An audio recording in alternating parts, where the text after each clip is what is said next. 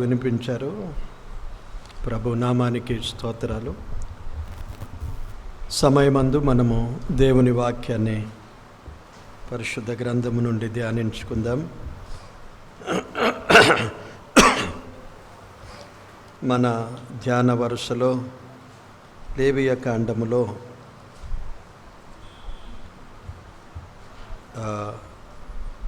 ఆఖరి అధ్యాయము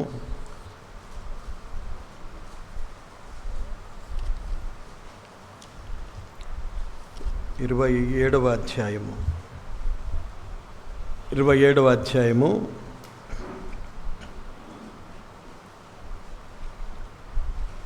మొదటి 2 వచనాలు, ఆ తర్వాత 30-31 వచనాలు 2 చదువుకుందాం. మరియు యెహోవా మోషేకు ఇలాగు సెలవిచ్చెను, నీవు ఇశ్రాయేలీయులతో ఇట్లనుము, ఒకడు విశేషమైన మొక్కుబడి చేసిన ఎడల నీవు నిర్ణయించిన వెల చొప్పున వారు యెహోవాకు దాన్ని చెల్లింపవలెను. 30-31 వచనాన్ని చదువుతాను. భూధాన్యములలోనేమి, వృక్ష ఫలములోనేమి, భూఫలములన్నిటిలో 10వ భాగము యెహోవా సొమ్ము, అది యెహోవాకు ప్రతిష్ఠితమగును. ఒకడు తాను చెల్లింపవలసిన 10వ భాగములలో దేనినైనను విడిపింపగోరిన ఎడల దానిలో 5వ వంతును దానితో కలుపవలెను. ఆఖరి వచనాన్ని చదువుతాను. ఇవి యెహోవా సీనాయి కొండ మీద ఇశ్రాయేళ్ల కొరకు మోషేకు ఇచ్చిన ఆజ్ఞలు. దేవుడి మాటలు దీవించునుగాక. ఆమేన్. ప్రార్థన చేసుకుందాము. కృపాదయ వాత్సల్యత గల మా ప్రియ తండ్రి, పరిశుద్ధుడా, స్తోత్రాలు వందనాలు చెల్లిస్తున్నాం. మీ మహాకృప చేత ఈ మధ్యాహ్న కాల సమయమందు మీ సన్నిధి మాకు అనుగ్రహించావు. మిమ్మను ఆరాధించే భాగ్యము మాకిచ్చావు. మేమెంతో కృతజ్ఞులము ప్రభువా. మీకు స్తోత్రాలు వందనాలు చెల్లిస్తున్నాం. అద్భుతమైన మీ ప్రేమకై స్తుతిస్తూ ఉన్నాం. అనునిత్యము మీ సన్నిధి, మీ సహవాసము, మిమ్మను ఆరాధించే భాగ్యము, మీ వాక్యము ధ్యానించే మీ కృపను మాకు అనుగ్రహించి ఉన్నందుకు స్తోత్రాలు చెల్లిస్తున్నాం. ఆత్మరూపిగా మీరు మా మధ్య ఉండి మీ ఆత్మ ఆధిపత్యములో మమ్మను నడిపిస్తున్నందుకు స్తోత్రాలు చెల్లిస్తున్నాం. సమయంలో ప్రభువా, మేము మీ మాటల కొరకు కనిపెట్టుకొని ఉండగా ఈ వాక్య భాగాన్ని మాకు వినిపించినందుకు స్తోత్రాలు వందనాలు చెల్లిస్తున్నాం. ధ్యానించుటకు ఆత్మ సహాయము మాకు అనుగ్రహించండి.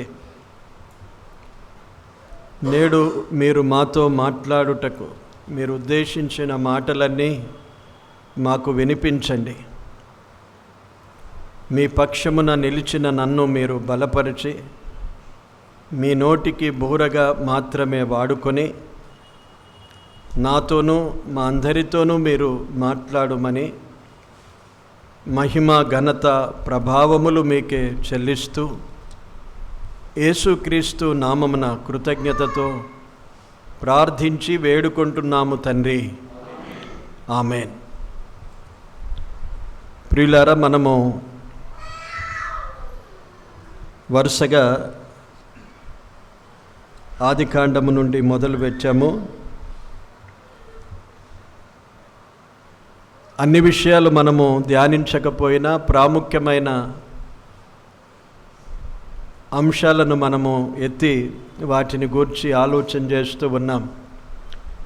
ఎన్నో ఆత్మీయమైన పాఠాలు మనం నేర్చుకొనగలుగుతూ ఉన్నాము. అలాగూ మనము లేవియ కాండానికి వచ్చి దాదాపు 7 విషయాలు మనం ఇందులో నేర్చుకుంటూ ఉన్నాం. ఇది 7వ అంశము. మొదట బలులను గూర్చిన సంగతులు దేవుడు మనకు వినిపించాడు. పరిశుద్ధత అనేది ముఖ్య అంశము లేవియ కాండములో. బలుల విషయము, ఆ తర్వాత యాజకత్వమును గూర్చి, భుజించే ఆహారమును గూర్చి, సమాజములో ఉండవలసిన విధానాన్ని గూర్చి, సంఘములో ఉండవలసిన విధానము, మన ఆత్మీయ జీవితం దీపము వలె ఎప్పుడు వెలుగుచూ ఉండవలెనని గతసారి మనము ఆలోచించాం. 6 విషయాలు అయిపోయాయి. 7వది ఈరోజు దేవుడు మరొక మాట మనకు వినిపించాడు. 30వ వచనములో చూడండి, 10వ భాగము యెహోవా సొమ్ము అన్నాడు. ఇవన్నీ సీనాయి కొండ మీద ఇశ్రాయేలులకు దేవుడు మోషే ద్వారా ఇచ్చిన ఆజ్ఞలు. ఎన్నో ఉన్నాయి, వివరంగా మనం అన్ని విషయాలు ధ్యానించలేము. మనం చదివేవారము కనుక చదువుతూ ఉండండి, ప్రతి విషయాలు మనకు అర్థమవుతాయి. నేడు మనము మన ఆత్మీయ జీవితానికి దేవుడు ఉద్దేశించిన మాటలు మనతో మాట్లాడుతుండగా వాటిని మనము గ్రహించాలనే ఉద్దేశముతో కొన్ని అంశాలు మాత్రమే ప్రాముఖ్యమైనవి ఎత్తి మనము ధ్యానిస్తూ ఉన్నాం. లేవియ కాండము మొత్తానికి ఈ గ్రంథమంతా పరిశుద్ధతను గురించి ఎక్కువగా ప్రభువు చెప్పాడు. దాదాపు పరిశుద్ధత అనేది 80 సార్లు ఉంటుంది. రక్తము అనే మాట 87 సార్లు ఇందులో మనకు కనిపిస్తుంది. ప్రాయశ్చిత్తము అనేది 45 సార్లు ఉంటుంది. అంటే ఇదంతా పరిశుద్ధతను గురించి తెలియజేసిన విషయాలు. కనుక విశ్వాస జీవితం అనేది పరిశుద్ధతతో కూడినది. పరిశుద్ధతను మనము కాపాడుకోవాలి. దేవుడు మనలను పరిశుద్ధులుగా పిలుస్తున్నాడు. పరలోకములో మనలను విశ్వాసులని పిలువరు, ఇక్కడ విశ్వాసులం అంటారు. మనం విశ్వాసులని పిలుస్తారు. పరలోకములో మనలను ఏమంటారు చెప్పండి? పరిశుద్ధులే అంటారు. ప్రకటన గ్రంథములో ఉన్న మాటలు మనము తెలుసుకుంటే చాలు. అక్కడ పరిశుద్ధులు ఉంటారు. నీతి నివసించే రాజ్యము అని పేతురు రాశాడు తన పత్రికలో. అక్కడ నీతిమంతులు, పరిశుద్ధులు మాత్రమే ఉంటారు. అందుకే ప్రభువైన యేసుక్రీస్తు తన రక్తము చేత మానవాళిని పరిశుద్ధపరిచాడు. విశ్వసించిన వారందరినీ, తమ పాపములను ఒప్పుకొని మారు మనసు పొందిన వారిని తన రక్తము చేత పరిశుద్ధపరిచి వారిని పరిశుద్ధులు అని పిలిచాడు, పరిశుద్ధులు అని పేరు పెట్టాడు. ఆ పరిశుద్ధతనే మనము కాపాడుకుంటూ జీవించాలి మన జీవితాంతం.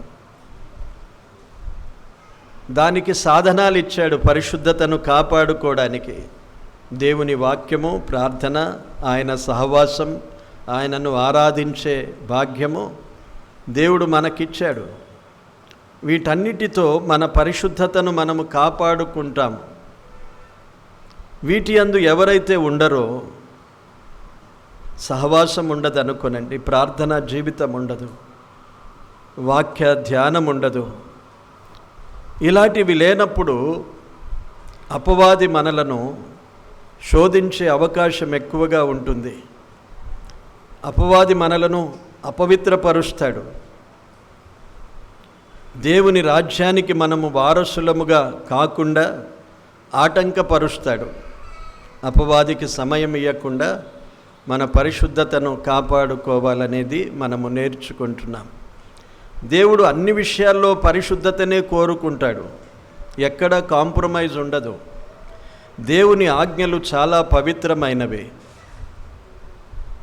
వాటిని మనం అనుసరించాలే కానీ వాటికి ఎదురాడి మనము మాట్లాడలేము. ఇది ఎందుకు ఇలా అని ప్రశ్నించడానికి వీల్లేదు. మనకు ఆజ్ఞలంటే అలాంటివే.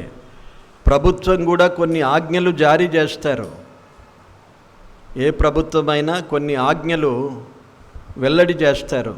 ఆజ్ఞలను ఎదిరించే పని ఉండదు పౌరులకు. ఆజ్ఞలు పాటించాలి. ఇది ఎందుకు ఇలాగ ఆజ్ఞాపించారని మనము ఎవరిని ప్రశ్నించలేము. కోర్టులు కూడా సమ్మతించవు. వారు కూడా న్యాయం తీర్చేది ఆజ్ఞల ప్రకారంగానే న్యాయం తీరుస్తారు. కనుక దైవాజ్ఞలను మనము అనుసరించడానికి ఎల్లప్పుడూ ప్రభు సన్నిధిలో ప్రార్థనతో ప్రయాసపడుతూ ఉండాలి. ప్రార్థనతోనే ఇది సాధ్యమవుతుంది. ప్రార్థన లేకుండా మనము వీటన్నిటినీ మనము పాటించలేం. ఇప్పుడు ఒక దశమ భాగమును గూర్చి దేవుడు చెప్పాడు. దశమ భాగము మ్రొక్కుబడిని గూర్చి చెప్పాడు. ఇప్పుడు మనం కూడా మ్రొక్కుబడులు తీసుకొస్తాం. దశమ భాగము కూడా మనము ఇస్తూ ఉంటాం, మంచిదే. దీనిని గూర్చి మనము కొంత ఆలోచించడానికే, మనకు తెలియని విషయాలేమి కావు. దేవుని యొక్క చిత్తములో ఎందుకు ఇలాగూ ఏర్పాటు చేశాడు అనే విషయాన్ని మనం ఎరిగి ఉండాలి. దీన్ని గూర్చి ఇశ్రాయేలుకు చెప్పాడు.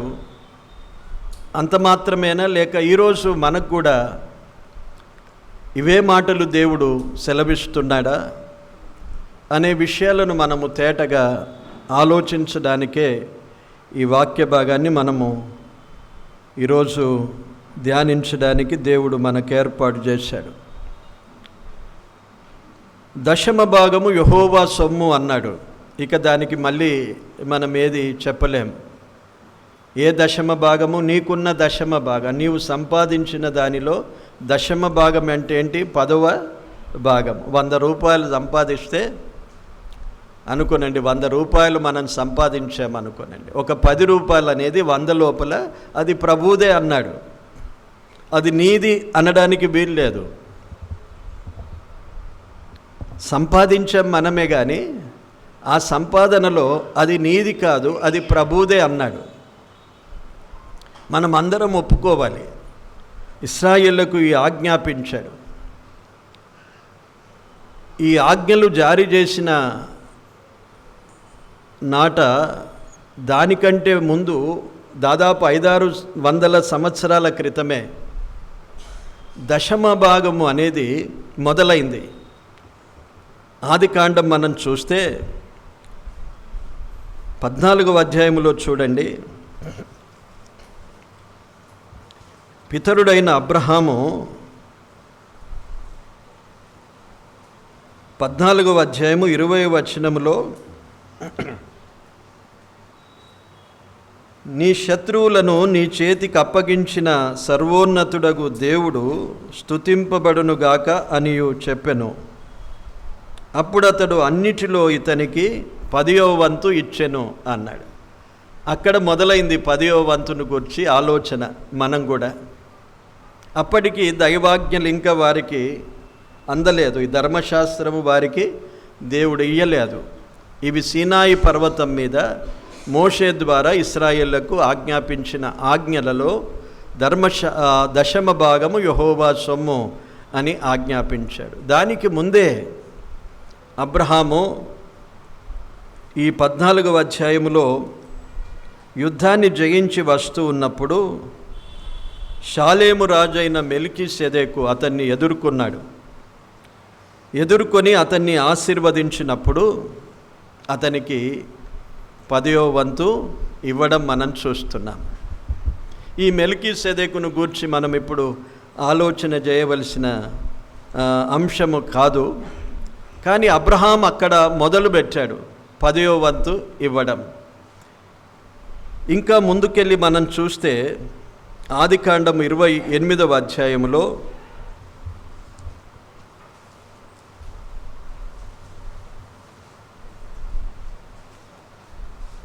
28వ అధ్యాయము 22వ వచనాన్ని చూడండి. మరియు స్తంభముగా నేను నిలిపిన ఈ రాయి దేవుని మందిరమగును. మరియు నీవు నాకిచ్చు యావత్తులో 10వ వంతు నిశ్చయముగా నీకు చెల్లించదనని మొక్కుకొనెను. ఇది ఎవరు చేశారు? ఇది యాకోబు. యాకోబు పారిపోతూ ఉండగా ఆ అరణ్యములో రాత్రి అక్కడ గడిపినప్పుడు ఒక కలగన్నాడు. ఆ కలలో ఒక నిచ్చెన వేయబడుట చూచాడు. దేవదూతలు కిందికి పైకి ఎక్కుట, పైనుండి యెహోవా దేవుడు మాట్లాడుట విని ఆ స్థలాన్ని గురించి భయపడిపోయాడు.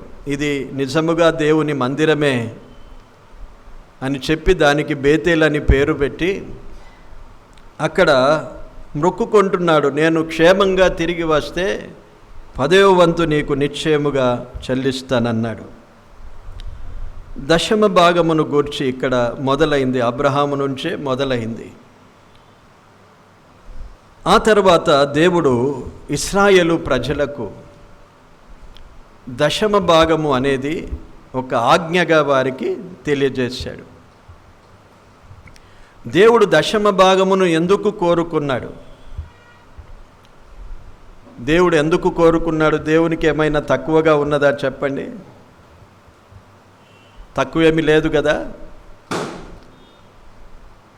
మలాకి గ్రంథములో చూద్దాం, చూడండి.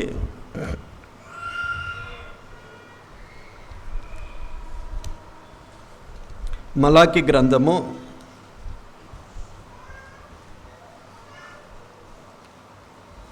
3వ అధ్యాయము 10వ వచనం చూడండి. 3వ అధ్యాయము 10వ వచనం. నా మందిరములో ఆహారముండునట్లు 10వ భాగమంతయు మీరు నా మందిరపు నిధిలోనికి తీసుకొని రండి అన్నాడు. ఎక్కడికి తీసుకుని రావాలి? దేవుడు తన మందిరములోనికి 10వ వంతు తీసుకొని రావాలి అని చెప్పాడు. దశమ భాగము దేవుని సొమ్ము అయితే ఎక్కడికి ఇవ్వాలి? నేను ఎవరికి ఇవ్వాలి అనే ఆలోచన ఏమి చేయకుండా దేవుడు మందిరములోనికి తీసుకొని రమ్మన్నాడు. మందిరములో ఏం కావాలి? ఆహారం ఉండునట్లు అన్నాడు. ప్రజలు తీసుకొచ్చిన ఈ దశమ భాగాలతో మందిరములో పనిచేసే యాజకులకు దేవుడు ఆహారం ఇచ్చాడు. యాజకులకు స్వాస్థ్యమేమి దేవుడు ఇయ్యలేదు, లేవీయులకు స్వాస్థ్యము లేదు. వీరికి పంచి ఇచ్చినట్లుగా భూములు పంచివ్వలేదు. కనుక దేవుడు యాజకత్వము వారికి ఇచ్చాడు. దేవుని మందిరములో వారు పని చేయాలి. వారు ఎలాగూ పోషించబడాలి అంటే ప్రజలందరూ తీసుకొచ్చిన దశమ భాగము అది దేవుని సొమ్ము కనుక దేవుని మందిరములోనికి తీసుకొని రావాలి. ఆ తీసుకొని వచ్చిన ఈ సొమ్మును అది ఆహారము కొరకు, యాజకుల పోషణ కొరకు వారు ఇచ్చేవారు. సంఖ్యాకాండము 18వ అధ్యాయములో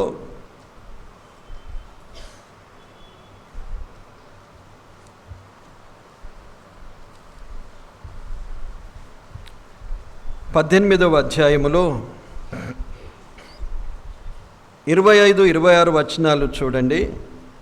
మరియు యెహోవా మోషేకు ఇలాగు సెలవిచ్చెను, నీవు లేవీయులతో ఇట్లనుము, నేను ఇశ్రాయేలుల చేత మీకు స్వాస్థ్యముగా ఇప్పించిన దశమ భాగమును మీరు వారి యొద్ద పుచ్చుకొనున్నప్పుడు మీరు దానిలో అనగా ఆ దశమ భాగములో దశమ భాగమును యెహోవాకు ప్రతిష్టార్పణముగా చెల్లింపవలెను అన్నాడు. అదా ఇశ్రాయేలు నుండి ఎవరికి ఇచ్చాడు? లేవీయులకు ఇచ్చాడు. లేవీయులు మందిర పనిలో ఉన్నవారు కనుక వారు ఈ దశమ భాగములో నుండి పుచ్చుకొని వారు కూడా అందులో నుండి దశమ భాగాన్ని ప్రతిష్ఠించాలి. లేవీయులు కూడా యాజకులు తీసుకొనడం మాత్రమే కాదు, వారు తీసుకున్న దానిలో మళ్ళీ దశమ భాగము దేవునికే చెల్లించాలి. ఇది దేవుని యొక్క ఏర్పాటు. కనుక దశమ భాగము అనేది అది దేవుని సొమ్మే. ఎవరు దాన్ని దొంగిలించడానికి వీల్లేదు. వారిని గూర్చి ఒక మాట అన్నాడు చూడండి. మలాకి గ్రంథానికి మళ్ళీ వెళ్దాం. దశమ భాగము ఇవ్వని వారిని. మలాకి గ్రంథములో దేవుడు ఈ మాటలు మాట్లాడుతున్నాడు. వారు ఎలాగ అయిపోయారంటే, ఈ మలాకి గ్రంథము ఆఖరి ప్రవక్త. ఇశ్రాయేలు ప్రజలు కూడా ఎలాగూ మారిపోయారంటే, ఈ మలాకి గ్రంథములో దేవుడు వారి మీద నేరాలు మోపుతూ ఉన్నాడు. వారు దశమ భాగమును గూర్చి ఎలాగూ 7వ వచనం నుండి మనం చదివితే 8వ వచనం చూడండి. మానవుడు దేవుని యొద్ద దొంగిలునా? అయితే మీరు నా యొద్ద దొంగిలితిరి. దేని విషయములో మేము నీ యొద్ద దొంగిలితిమని మీరందరూ 10వ భాగమును ప్రతిష్టార్పణలను ఇయ్యక దొంగిలితిరి అన్నాడు. అంటే వారు ఇయ్యడం మానేసుకున్నారు. ఇశ్రాయేలు ప్రజలు రాను రాను దేవునికి విరోధంగా మారుతూ వచ్చారు. దాని కారణానే దేవుడు వారిని అన్య జనాంగానికి అప్పగించాడు. యెరూషలేమును పూర్తిగా అన్య రాజుల చేతికి అప్పగించి దాన్ని కాల్చివేయునట్లుగా దేవుడు అప్పగించేశాడు. ఈ మలాకి ఆఖరి ప్రవక్త. ఈ గ్రంథము ఆఖరి గ్రంథము. ఆ తర్వాత ప్రవచనాలు లేవు. అప్పుడు దేవుడు వారి మీద నేరం మోపుతున్నాడు. వారిని తన వైపు తిరగమంటున్నాడు. వారు ఏ విధంగా మేము నీ వైపు తిరగాలి, ఏ విషయంలో అన్నప్పుడు ఒక్కొక్క విషయాన్ని దేవుడు వారికి చెప్పుట మనము మలాకి గ్రంథములో చూస్తాం. దశమ భాగ విషయంలో వచ్చేసరికి నేరుగా ఏమన్నాడంటే, మీరు దొంగిలించారు అన్నాడు. మీరు ఇవ్వలేదు అనలేదు. దశమ భాగము దేవుని సొమ్ము గనుక దాన్ని దొంగిలించారు అన్నాడు. ఇవ్వని వారిని ఏమన్నాడంటే దొంగిలించారు అన్నాడు. దేవుని దృష్టిలో దశమ భాగము ఇవ్వకపోతే ఒక దొంగగా నిలిచిపోతాం. అది ఇక్కడ మనం గ్రహిస్తున్నాం. దశమ భాగము వారు తీసుకొని రాకపోతే దేవుడు వారిని దొంగిలించారు అన్నాడు. సరే, ఇప్పుడు మనకు ఏ నియమాలు ఉన్నాయి? మనం అనుకుంటాం కదా, ఇది ఇశ్రాయేళ్లకు చెప్పాడు, దశమ భాగము వారికి ఉన్నది, మనకేంటి మరి, మనమేమి ఇవ్వాలి అనుకొని కొందరు ఇవ్వలేకుంటుంటున్నారేమో తెలియదు. చాలా మట్టుకు విశ్వాసులు, క్రైస్తవులు దశమ భాగం అనేది దేవుని సొమ్మని చాలా భక్తితో, భయముతో దేవునికి ఇచ్చేవారు ఉన్నారు. అట్టి వారిని దేవుడు దీవిస్తాడు. క్రొత్త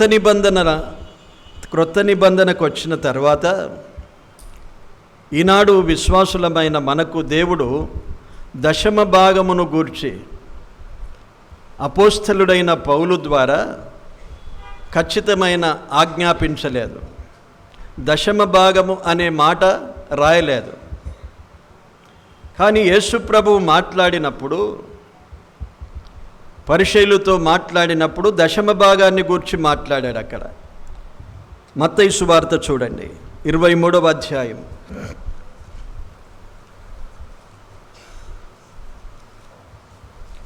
మత్తయి సువార్త 23వ అధ్యాయము 23వ వచనం.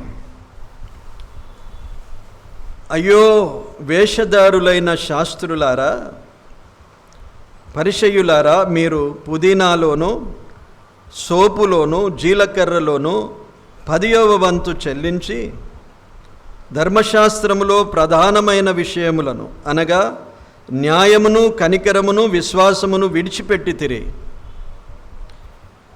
ఈ మాట చాలా గమనించండి. వాటిని మానక వీటిని చేయవలసి ఉండెను అన్నాడు. వాటిని మానకంటే వేటిని? పుదీనాలో, సోపులో, జీలకర్రలో 10వ వంతు ఇస్తున్నారు కదా, వాటిని మానకుండా వీటిని చేయాలి. ఏవి? న్యాయము, కనికరము, విశ్వాసమును విడిచిపెట్టారు కనుక విడిచిపెట్టకుండా వీటిని చేయాలి అన్నాడు. దేవుడు ఆ రోజు వారితో మాట్లాడి ఈ దశమ భాగమును కొట్టివేయలేదు. ప్రభు మాట్లాడినప్పుడు దశమ భాగమును వాటిని కూడా చేయమన్నాడు. దీన్ని బట్టి ప్రభు వచ్చిన కాలానికి కూడా దశమ భాగము కొనసాగుతూ ఉండాలనే విషయాన్ని మనము గ్రహిస్తూ ఉన్నాం. అపోస్తలుడైన పౌలు ఇంకా ముందుకెళ్ళి ఏం చెప్పాడంటే, ఇప్పుడు మన నుండి దేవుడు కోరేది దశమ భాగము మాత్రమే కాదు, దశమ భాగము మాత్రమే కాదు. కొరింథీయులకు రాసిన పత్రికలో చూడండి, 2వ పత్రిక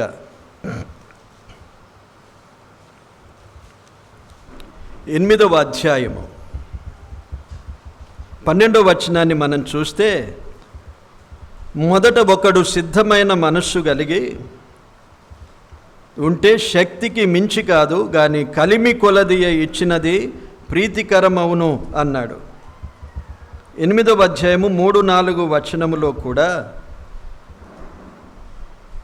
ఈ కృప విషయములోను పరిశుద్ధుల కొరకైన పరిచర్యలో పాలు పొందు విషయములోను మనఃపూర్వకముగా మమ్మను వేడుకొనుచు వారు తమ సామర్థ్యము కొలదియేగాక సామర్థ్యము కంటే ఎక్కువగాను తమంతట తామే ఇచ్చిరని మీకు సాక్ష్యం ఇచ్చుచున్నాను అన్నాడు. పౌలు ద్వారా పరిశుద్ధాత్ముడు ఏం తెలియజేస్తున్నాడంటే, ఇచ్చేది ముందు నిశ్చయించుకోవాలి, ఇచ్చే మనసు కలిగి ఉండాలి. చాలామందికి ఇచ్చే మనసు ఉండదు, తీసుకోవాలనే మనసు ఎక్కువగా ఉంటుంది. సహజమైన స్వభావము. ఏదైనా ఇస్తే తీసుకోవడానికి ఎంతైనా ప్రయాసపడతాం మనం. ఎక్కడైనా ఏదైనా ఎవరైనా ఇస్తున్నారంటే ఎంత ప్రయాసపడైనా దాన్ని తీసుకోవడానికి మనము ఇష్టపడతాము. కానీ ఇవ్వాలన్నప్పుడు మన మనసు ఏం చేస్తుంది? ఆలస్యం చేస్తుంది. ఇవ్వాలని అనుకున్నా కానీ వెంటనే ఇచ్చేవారు కొందరు ఉంటారు, పోనీలే తర్వాత చూస్తాం అనుకునేవారు కొందరు ఉంటారు. మనం ఇస్తాము, మనకు జీతం పడగానే వెంటనే ఇవ్వాలనే ఒక మనసు ఉంటే అది శ్రేష్టమైనది. ఎందుకంటే మళ్ళీ ఖర్చు అయిపోతుందో, ఇది దేవుని సొమ్ము. డబ్బు దగ్గర మన దగ్గర ఉంటే మన దగ్గర అయిపోయిన కొలది అయ్యో ఇంకున్నది కదా అనుకుంటాం, ఇది సరిపెట్టుకుందాం అనుకుంటాం. కనుక కొందరు చాలా భయంతో ఏం చేస్తారంటే వెంటనే ప్రభువుకి అప్పగించేస్తారు. ఈ సొమ్ము నాకద్దు, ప్రభువుది ప్రభువుకి ఇచ్చేస్తాను. కొందరులే తర్వాత ఇట్లాంటిలే వచ్చే వారం మళ్ళీ వారం తీసుకెళ్తాం. అలాగని నెలంతా అయిపోయేసరికి అది మిగులకుండా ఉండిపోయేసరికి వచ్చే నెల చూసుకుందాం అనుకుంటారు.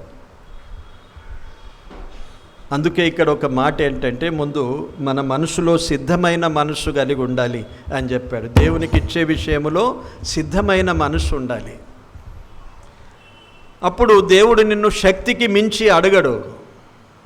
శక్తికి మించి కాదు, నీకు కలిగిన కలిమి కొలదియే ఇచ్చినది దేవునికి ప్రీతికరం అవుతుంది అన్నాడు. అందుకే దేవుడు 10వ భాగాన్ని అడిగాడు. 100 రూపాయలు ఉంటే మొత్తం సగం నాకేయమంటే మనకు భారం అయ్యేది. శక్తికి మించిపోయేది. కానీ శక్తికి మించి కాదు దేవుడు అడిగేది, మనకున్న కలిమిని బట్టి దేవుడు ఇయ్యమన్నాడు.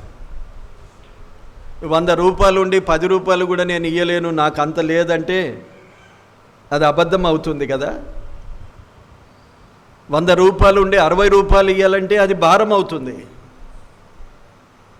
కానీ కలిమి కొలది అన్నాడు. నీవెంత సంపాదిస్తే, నీకెంత కలిమి ఉంటే అందులో నుండి దేవునికి ఇవ్వడానికి సిద్ధమైన మనసు కలిగి ఉండమన్నాడు. ఎందుకు అంటే పైన ఒక మాట చెప్పాడు చూడండి, యేసుక్రీస్తు కృపను నీవు ఎరుగుదువా అన్నాడు. ఇచ్చే ముందు, సిద్ధమైన మనసు కలిగే ముందు మనం ఒక విషయాన్ని ఎరగాలి. యేసుక్రీస్తు కృపను నీవు ఎరుగుతావా? అసలు ఆయన కృప ఎలాంటిదో తెలుసా? 9వ వచనములో చెప్పాడు, ఆయన ధనవంతుడై ఉండి మీరు తన దారిద్ర్యము వలన ధనవంతులు కావలెనని మీ నిమిత్తము దరిద్రుడాయను అన్నాడు.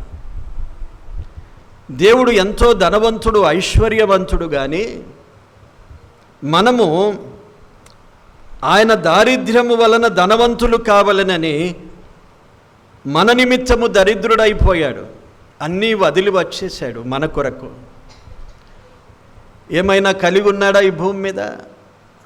పన్ను చెల్లించమన్నాడు. 1/2 షెకేలు, ₹1/2 అనుకుందాం. 1/2 షెకేలు, 1 షెకేలు, అందులో 1/2 షెకేలు, 1/2 షెకేలు కట్టాలి. 1/2 షెకేలు కట్టాలంటే జేబులో 1 పైస కూడా లేదు.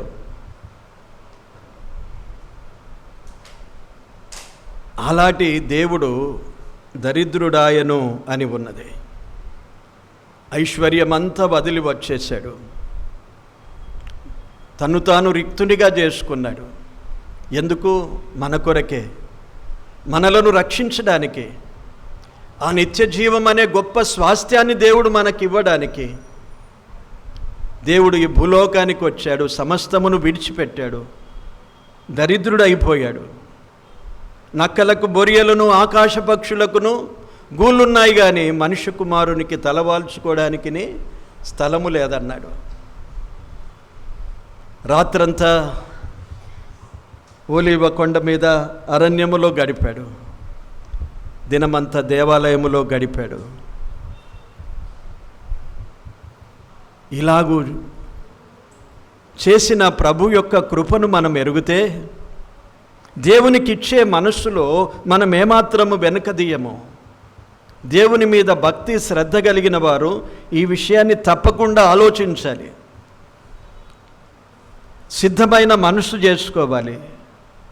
10వ భాగము అనుకొని అంతకే ఆగిపోకుండా దేవుడు ఏమన్నాడంటే, శక్తికి మించి కాదు, మీకు ఇచ్చిన కలిమి కొలది. ఇదే 9వ అధ్యాయానికి వస్తే ఇంకొక మాట అన్నాడు చూడండి. 7వ వచనం, సనుగు కొనకయు బలవంతముగా కాకయు ప్రతివాడును తన హృదయములో నిశ్చయించుకొనిన ప్రకారము ఇయ్యవలెను అన్నాడు. దేవుడు ఉత్సాహముగా ఇచ్చువానిని ప్రేమించును అన్నాడు. అంటే ఇప్పుడు 10వ భాగం ఈజ్ నాట్ ఎ లిమిట్. ఈ దినాల్లో మనకు 10వ భాగం అనేది ఒక లిమిట్ కాదు. నీవు ఎక్కువగా ఇస్తే ఉత్సాహంగా ఇచ్చువానిని దేవుడు ఏమన్నాడు? ప్రేమిస్తాడు అన్నాడు. బలవంతంగా కాదు, హృదయములో నిశ్చయించుకొనిన ప్రకారం. దేవుడు నాకింత మేలు చేశాడు. ఒకప్పుడు నా దగ్గర ఏమీ లేకపోయా, ఈరోజు నన్ను ఈ స్థితిలో దేవుడు ఉంచాడు. ఇదంతా దేవుని కృపయే అని పాట పాడి ప్రార్థన చేస్తే సరిపోదు. దేవునికి ఇచ్చే మనసు ఉండాలి. దేవునికి ఇచ్చే మనసున్నప్పుడు నేను ఇంతే ఇస్తాను, 10వ భాగం అన్నాడు కదా, అంతే ఇస్తాను అనుకోదు. నీకు కలిమి విస్తరించిన కొలది నీవు ఎంత ఇచ్చినా దేవుడు ఉత్సాహముగా ఇచ్చిన దాన్ని బట్టి సంతోషిస్తాడు, ప్రేమిస్తాడు. అక్కడ ఒక మాట అన్నాడు చూడండి, 6వ వచనం, కొంచెముగా విత్తువాడు కొంచెముగా పంట కోయును, సమృద్ధిగా విత్తువాడు సమృద్ధిగా పంట కోయును అని ఈ విషయమై చెప్పవచ్చును అన్నాడు. కొంచెముగా విత్తువాడు. అందుకే ప్రభు ఏం చెప్పాడంటే, శిష్యులతో మాట్లాడుతూ కానుక పెట్టె దగ్గర అక్కడ ఉండి కానుకలేసే వారందరినీ చూస్తూ వచ్చాడు. చూస్తూ వచ్చి ఒక బీదవరాలు ఎన్ని డబ్బులు వేసింది అక్కడ? 2 కాసులు వేసింది. 2 రూపాయలు అనుకుందాం, కాసులంటే మనకు అర్థం కావు. 2 రూపాయలు ఆమె దగ్గర ఉండే 2 రూపాయలే వేసింది. కానీ దేవుడు ఏమన్నాడు? ఆమె జీవనమంతా వేసింది అన్నాడు. ఆమె ఆలోచించలేదు, దేవుని కృపను గురించి ఆలోచించుకుంది. దేవుడు నా కొరకు ఇంతగా తగ్గించుకొని అంతా విడిచిపెట్టుకొని రిక్తుడైపోయాడు. నాకున్నది ఇది నేను దేవునికి అప్పగించి నేను కూడా ప్రభువుకి అప్పగించుకుంటాను అనుకున్నది. ధన్యురాలైపోయింది. ప్రారంభ దినాల్లో సంఘములో ఎలాంటి ఉజ్జీవం ఉండినంటే, అపోస్తలుల కార్యము 3వ అధ్యాయము చదవండి, 2వ అధ్యాయము. వారికున్న కలిమి అంతా ఏం చేశారు చూడండి, ఒకసారి చదువుదాం. అపోస్తలుల కార్యములు 2వ అధ్యాయం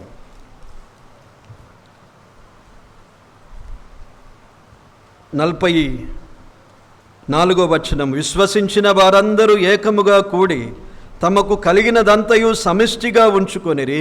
ఇదియుగాక వారు తమ స్థిరాస్తులను అమ్మి అందరికీ వారి వారి అక్కర కొలది పంచిపెట్టిరి అని చూస్తున్నాం.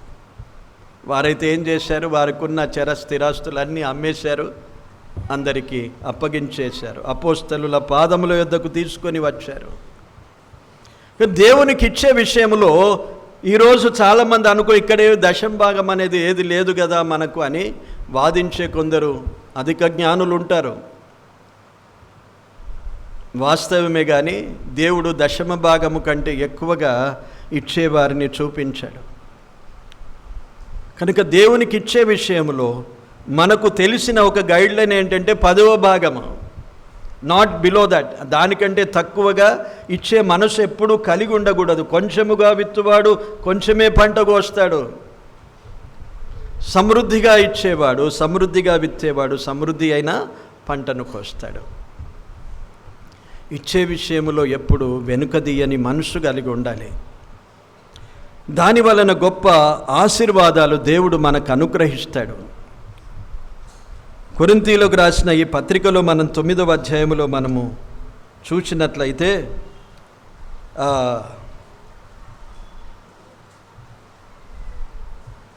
10వ వచనం చూడండి. 9వ అధ్యాయము 10వ వచనం.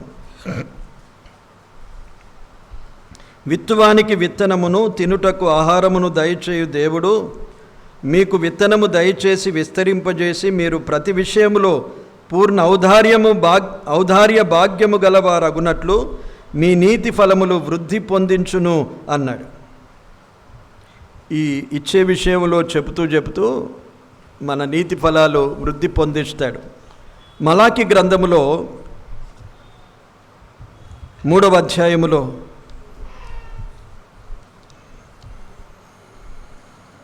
మనం చదివిన వాక్య భాగములోనే మరొక మాట అక్కడ ఉన్నది, జ్ఞాపకం చేసుకుందాం.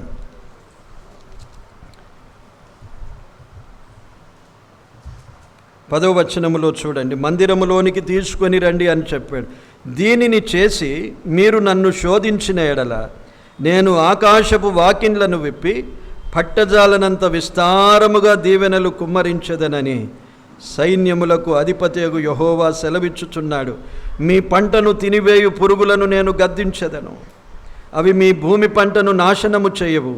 మీ ద్రాక్ష చెట్లు అకాల ఫలములను రాల్పకయుండునని సైన్యములకు అధిపతియగు యెహోవా సెలవిచ్చుచున్నాడు అన్నాడు. దశమ భాగము తీసుకొని వచ్చే వారిని గురించి దేవుడిచ్చిన ఆశీర్వచనాలు ఇవే.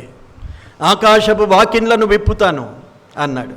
మీ పంటలను పాడు చేసే పురుగులను తినకుండా చేస్తాను అన్నాడు. నష్టము కలగకుండా దేవుడు కాపాడే విస్తారమైన దీవెనలు దేవుడిస్తానన్నాడు. దేవునికిచ్చి ఎవరు నష్టపోరు. మనము లెక్క చేసుకుంటేనే నష్టపోతాం. ఇచ్చే ముందు చాలామంది లెక్క చేసుకునే అలవాటు ఉంటుంది. కానీ దేవునికిచ్చే విషయంలో ఎప్పుడూ లెక్కించద్దు. మనుషులకిచ్చే విషయంలో ఎలాగున్నా మీ వైఖరిని బట్టి మనం ఫలితాన్ని పొందుతాం. దేవునికిచ్చే విషయంలో మాత్రము మనం ఎప్పుడూ లెక్క చేసుకోవద్దు. 1,00,000 రూపాయల జీతం ఉన్నది అనుకోనండి, 10,000 ఇస్తే అబ్బా 10,000 ఇవ్వాలా అనుకోవద్దు. దేవుడు ఎంతగానో దీవిస్తూ ఉన్నప్పుడు అది ఒక మినిమం లిమిట్. అంతకంటే ఎక్కువగా నీవిచ్చే దేవుని కృప నీకుంటే ఇంకా దేవుడు దీవిస్తాడు. కాల్గేట్ మనం చూస్తున్నాం కదా, క్రైస్తవుడు ప్రారంభంలో ఇలాగే ప్రారంభించాడు. 10వ భాగము తర్వాత 20, 30, 50% కూడా ఇచ్చేశాడు దేవునికి. క్రైస్తవుడే. ఆ తర్వాత తక్కువ భాగము తానుంచుకున్నాడు, ఎక్కువ భాగము దేవునికి ఇవ్వడం ప్రారంభించాడు. అందుకే ఎన్ని టూత్పేస్ట్లు వచ్చినా ఇంతవరకు ఏమంటామండి, ప్రతి టూత్పేస్ట్ పేరు మనము కాల్గేట్ ఉన్నదా అంటాం. అంతేనా కాదా? దేవుడు దీవించే దీవెన మనకు కన్నుల ఎదుట కనిపిస్తున్నది. ఎంతో కాలం అయిపోయింది. మొట్టమొదట ప్రారంభించాడు. ఈ పేస్ట్లని అప్పుడు ఏవి కనిపించలేవు మనకు. ఇప్పుడు ఎన్నో వచ్చాయి, కానీ ఇప్పటికీ ఆ కాల్గేట్ అనే పేరుతోనే ప్రతి ఒక్కరూ పిలుస్తూ ఉన్నారు. దేవుడిచ్చే దీవెనలు అలాగుంటాయి. దీన్ని ఎక్కువగా మనం వర్ణించడానికి వివరించడానికి అవసరం లేదు. సిద్ధమైన మనసు కలిగి ఉండాలి. కొందరికి డబ్బులు రాగానే ఇక దాన్ని విడిచే మనసు ఉండదు. ఇతర వ్యర్థమైన ఖర్చులకు విడవకండి, అది మంచిది. కానీ దేవుని సొమ్ము దేవునికి విడిచిపెట్టండి. దాన్ని బిగబట్టుకున్న వారికి ప్రమాదం ఉన్నది. హగ్గయి గ్రంథములో చూడండి వారి పరిస్థితి ఎలాగవుతుందో ఒక మాట చెప్పాడు.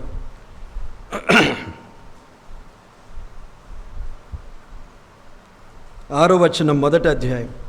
మీరు విస్తారముగా విత్తినను మీకు కొంచెమే పండెను. మీరు భోజనము చేయుచున్నను ఆకలి తీరకయున్నది, పానము చేయుచున్నను దాహము తీరకయున్నది, బట్టలు కప్పుకొనుచున్నను చలి ఆగకున్నది. పనివారు కష్టము చేసి జీతము సంపాదించుకొనినను జీతము చినిగిపోయిన సంచిలో వేసినట్టుగా ఉన్నది అన్నాడు. దేవునికి ఇవ్వకుండా బిగబట్టుకొని మనము ఎంత సంపాదించినా అది ఎలాగవుతుందంటే చినిగిపోయిన సంచిలో వేస్తే ఉంటుందా చెప్పండి? అంతా అయిపోతుంది. మళ్ళీ చూసేసరికి అక్కడ ఏమీ మిగులదు. ఇలాంటి స్థితి వాస్తవంగా మీరు దేవునికి ఇచ్చే విషయాల్లో మనమందరము, మీరంటే మీరే కాదు, మనమందరము దేవునికి ఇచ్చే విషయంలో వెనుకదీస్తే ఎంత బిగబడతామో అంతకంటే ఎక్కువగా నష్టపోతాం మనం. ఇది అనుభవంతో చెప్తున్నాను నేను. ఒక దశమ భాగం ఇవ్వక ఉండిపోయాం అనుకోనండి. దశమ భాగం అంటే ఎక్కువగా ఖర్చులు నీకు ఆ నెలలో దేవుడు అనారోగ్యంతో కానీ లేక ఎక్కడైనా ఏదైనా నష్టముతో కానీ అంతకంటే ఎక్కువగా నీవు ఖర్చుల పాలవుతావు. దేవునికి ఇచ్చి చూడండి, శోధించి చూడండి అన్నాడు. ఆకాశపు వాకిన్లను నేను విప్పుతాను అన్నాడు. ఒక బీద విధవరాలు తనకున్న ఆ పిండి ఒకే ఒక అప్పము చేసుకొనిక మరణిస్తాననుకున్నది కరువులో.